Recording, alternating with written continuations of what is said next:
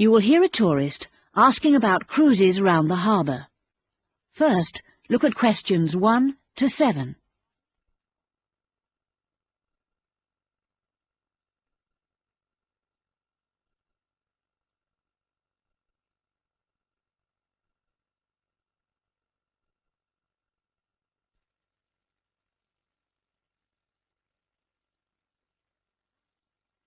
Now listen to the first part of the conversation and complete questions 1 to 7 on the table.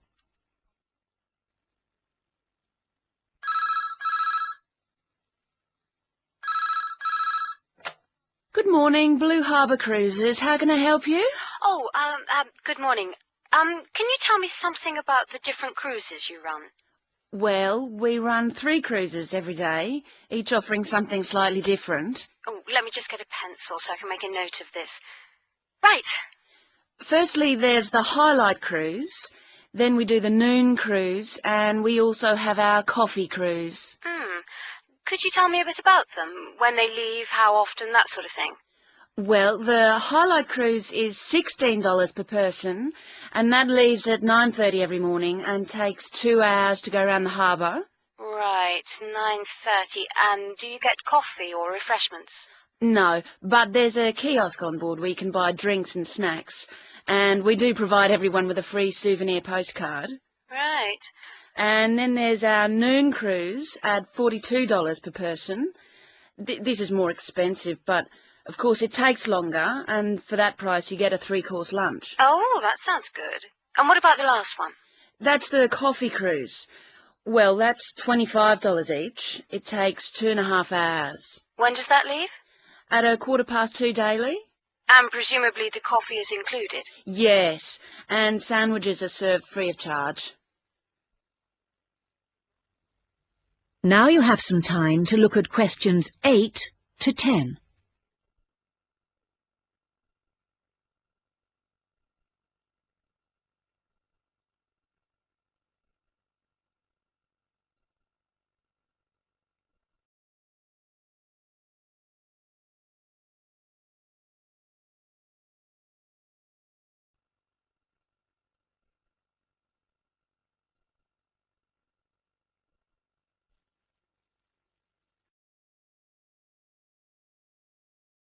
As you listen to the rest of the conversation, answer questions 8 to 10. I think the coffee cruise would suit us best, as lunch is included at the hotel. Can I book for 2 people for tomorrow, please? No need to book, just be down at the quay at 2 o'clock. All our cruises depart from jetty number 2. Can you tell me where that is exactly? Yes, number 2 jetty is opposite the shops. It's clearly signposted. Right. And can you tell me, is there a commentary? Yes, there's a commentary on all the cruises. Is it possible to listen to the commentary in Japanese? My friend doesn't speak much English. It's in English only, I'm afraid, but the tour guides usually speak some Japanese, so she'll be able to ask questions. Oh, fine. Oh, and one other thing. I should just mention that it gets extremely hot on the upper deck at this time of year, so it's a good idea to wear a hat. Otherwise, you could get quite badly sunburnt. Right, I'll remember that. Thanks very much.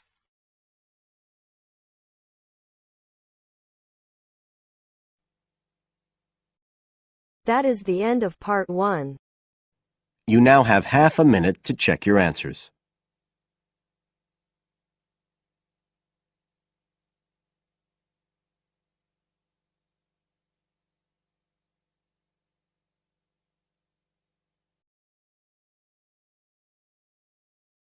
Now turns to part 2.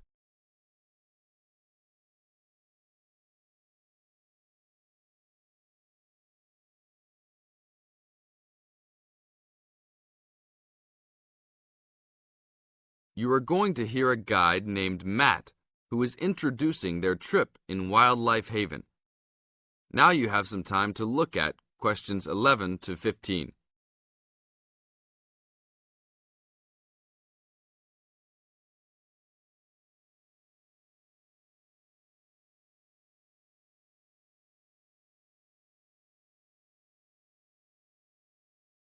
Now listen to the first part of the introduction carefully and answer questions 11 to 15. Well, good morning, everybody. My name's Matt, and I'm one of the 3 guides here at Wildlife Haven. Our job is to make sure that you all have a great time here with us and go home feeling happy and relaxed. As you can see, we're away from the city in a remote area between a national park and the sea. To encourage you to relax, there are no radios or TVs, and the only phones and newspapers are in the office. So, if peace and quiet is what you've come for, this is the place to be. From your cabin on the hill, you'll find you have the national park behind you, and you can look out from the sea from your front balcony. Your luggage will be unloaded from the bus and taken to your rooms in a few minutes. Once you have picked up your key at reception, please locate your room and check that all your luggage has arrived. The daily program here at Wildlife Haven is flexible and only as demanding as you want it to be. You should each have a brochure setting out the facilities and various walking tracks you can take. And on the bus, you are given a green sheet setting out a number of group tours in the coming week. If you want to join any tour, just write your name and room number on the relevant sheet along the wall here. Tomorrow, there is a beachcombers and rock hoppers tour exploring marine life in the rock pools along the beach. Or, if you'd prefer to go inland, there's a guided forest walk that takes you off the walking tracks. If you want to catch some lunch, you could join the beach fishing expedition. And at night, you'll see there is a moonlight forest walk that leaves each night at 7 p.m. So there is plenty to choose from at Wildlife Haven, and of course, that includes just sitting on your balcony watching the waves roll in. But I would recommend my favorite tour, the Waterfall Walk. This departs at sundown each day and also provides the opportunity to have a moonlight swim. Now you have some time to look at questions 16 to 20.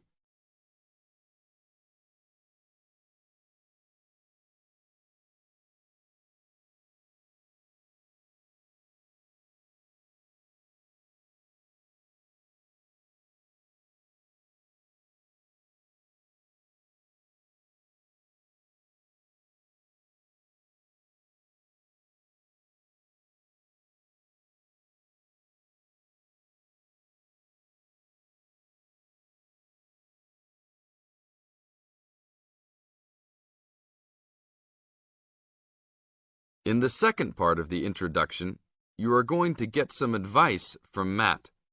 Listen carefully and answer questions 16 to 20. You've chosen to visit us in January, which is one of our hotter months. And although you may be tempted to wear a minimum of clothing, you should always take precautions against injury, particularly in the national park. This includes sensible footwear.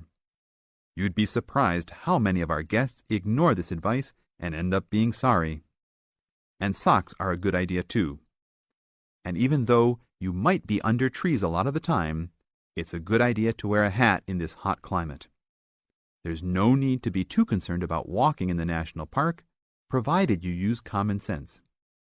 It's true that there are poisonous spiders in the park, but they are really more frightened of you than you are likely to be of them.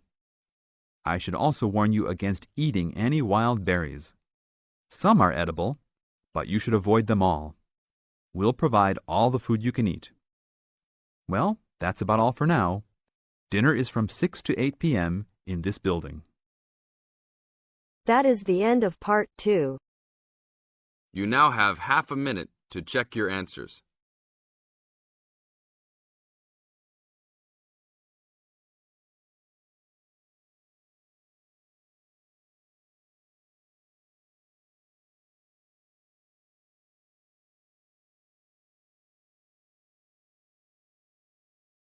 Now turns to part 3.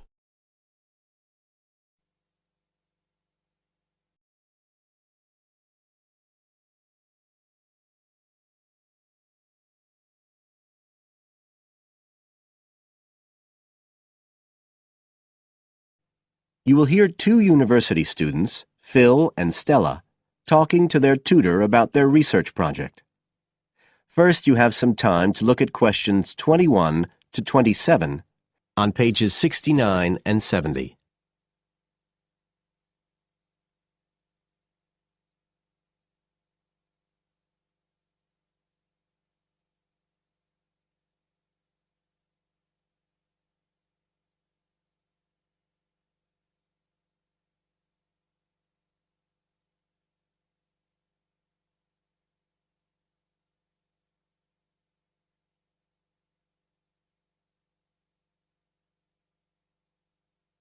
Now listen carefully and answer questions 21 to 27.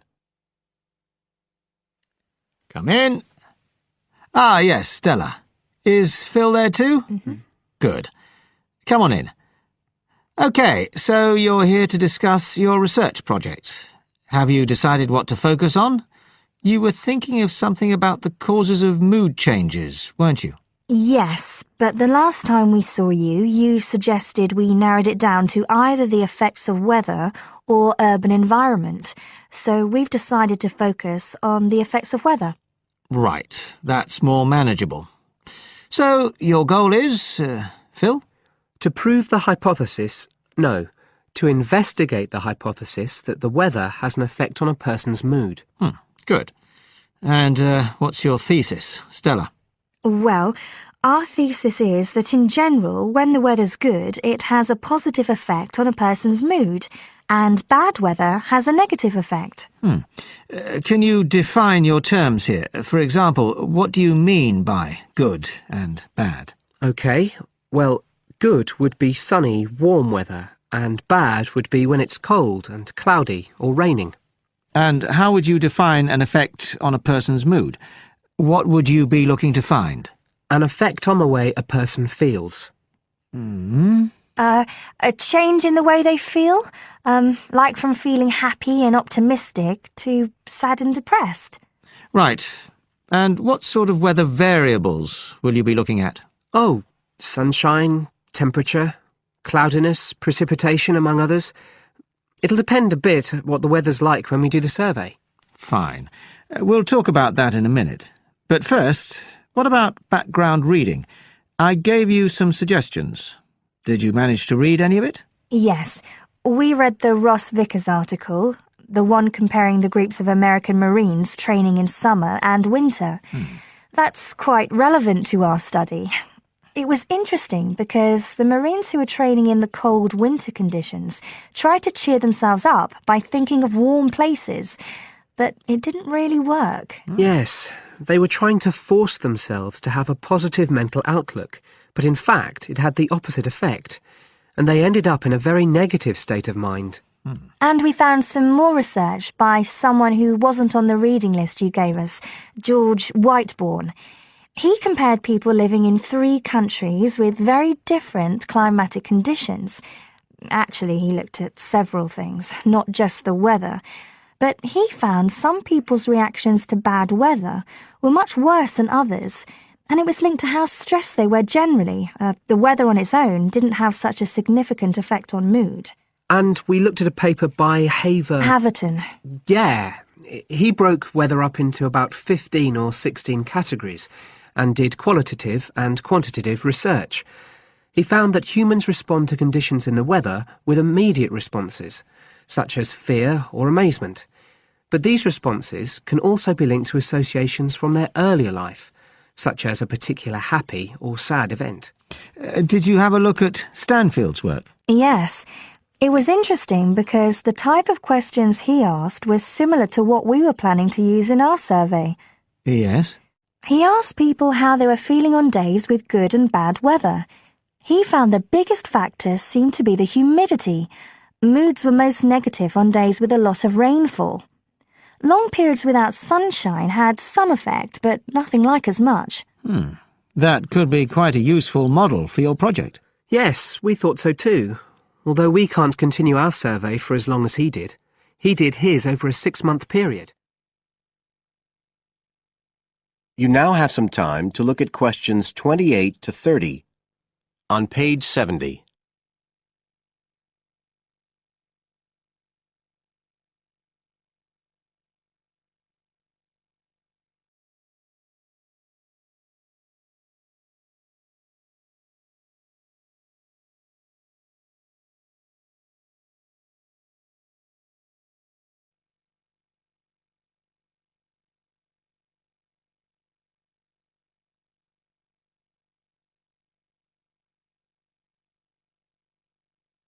Now listen and answer questions 28 to 30. Right. Well, you've made quite a good start. So, where are you going from here? Well, We've already made the questionnaire we're going to use for the survey. It's quite short, just 8 questions. We're aiming to survey 20 people over a period of 3 months from October to December. We can't specify the actual dates yet because it depends on the weather. We want to do the survey on days with a range of different weather conditions. And we'll just be working on campus, so our data will only be statistically sound for the student population here. That's okay. Have you thought how you'll determine what will constitute each aspect of weather, and how many you're looking at? We decided on 4. The amount of sunshine, cloudiness, temperature and precipitation. We thought we might use the internet to get data on weather conditions on the days we do the survey, but we haven't found the information we need, so we might have to measure it ourselves. We'll see. Then we've got to analyse the results, and we'll do that using a spreadsheet, giving numeric values to answers. And then, of course, we have to present our findings to the class, and we want to make it quite an interactive session. We want to involve the class in some way in the presentation, maybe by trying to create different climatic conditions in the classroom, but we're still thinking about it. I see. Well, that sounds as if you're on the right lines. Now, what I'd suggest that you think about, in addition to the work you... That is the end of part 3. You now have half a minute to check your answers.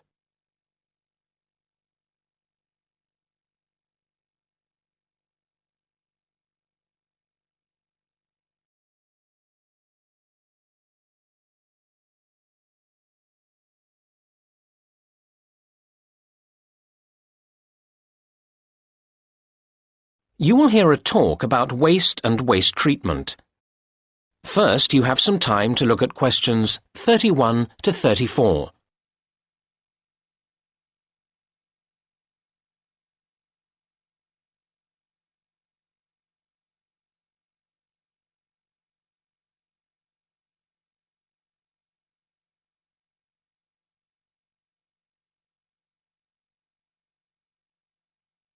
Now listen to the first part of the talk and answer questions 31 to 34. Good afternoon, everybody. Today I'll be talking about the issue of waste, which has become an immense problem in today's society. We face huge challenges in terms of reducing its creation in the first place, and then in dealing with it when it has been created. Now, the model of nature would be our ideal, a completely cyclical system in which no excess waste is generated that can't be processed by itself. However, we humans have proved, despite our apparent intelligence and ingenuity, quite incapable of achieving this. Where did it all go wrong? We have evidence that in ancient Greece and Rome, governments operated municipal waste collection, and a huge Stone Age mound was identified some years ago in Norway as waste disposal. So we can see that people have been generating waste for a very long time indeed. However, during the Dark Ages, sophisticated municipal waste processing disappeared. The medieval answer to waste was to throw it out of the window. But this waste, apart from broken pottery and a few metal objects, was largely organic. This meant, of course, that it was quickly absorbed into the environment by the natural processes of decay. However, many concerned people, such as doctors, claimed that this created health problems, although it wasn't until science produced convincing evidence of the connection between rubbish and disease that governments began to see the importance of dealing with the problem effectively. Unfortunately, their response has remained slower than the generation of waste. It is very hard to deal with waste that won't melt into the environment, as so many of our modern consumer goods won't. And that's why the invention of plastic has caused the worst headache for the environment. It's more than nature can deal with. Now you have some time to look at questions 35 to 37.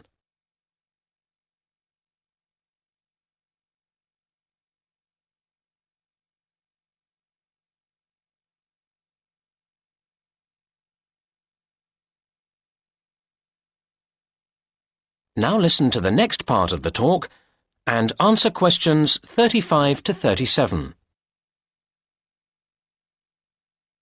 In order to address the root of the problem of waste, we need to think about what has made the quantity of waste accelerate in growth. I'd identify three main reasons. As many countries became industrialized, we saw the advent of mass manufacturing. This has been enormously damaging, as it has greatly increased the amount of things on the planet's surface which don't go away by themselves. Closely related to this is packaging, necessary for transporting things around the world, but then extremely difficult to get rid of properly. And a third aspect to the problem has been disposable goods. We have become accustomed to so many things being to use and then discard that we find it hard to imagine life without them. And yet we spare little thought for where they go when we do discard them. Now you have some time to look at questions 38 to 40.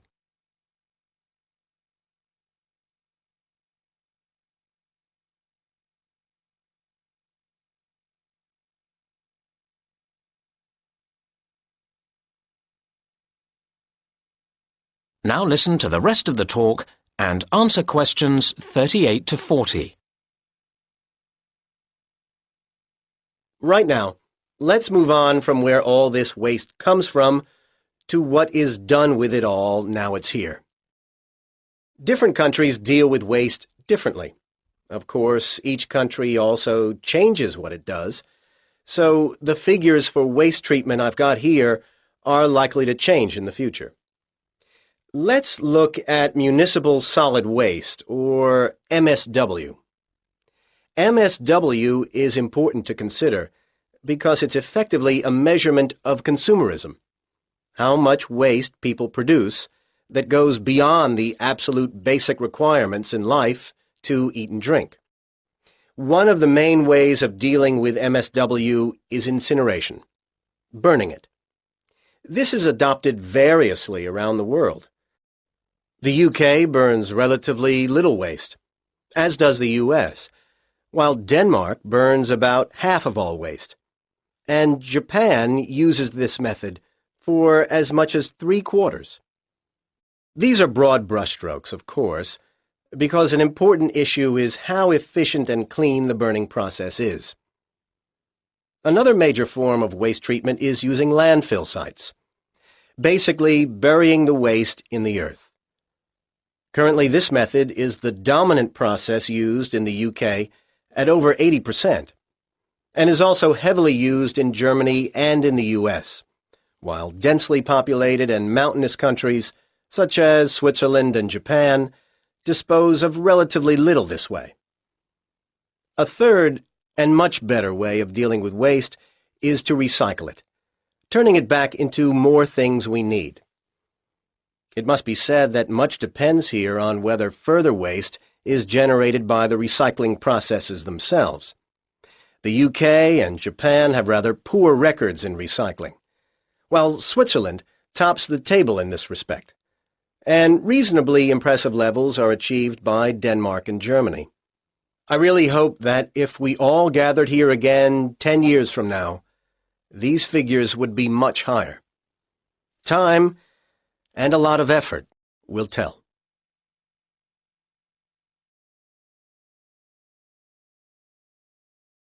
You now have half a minute to check your answers.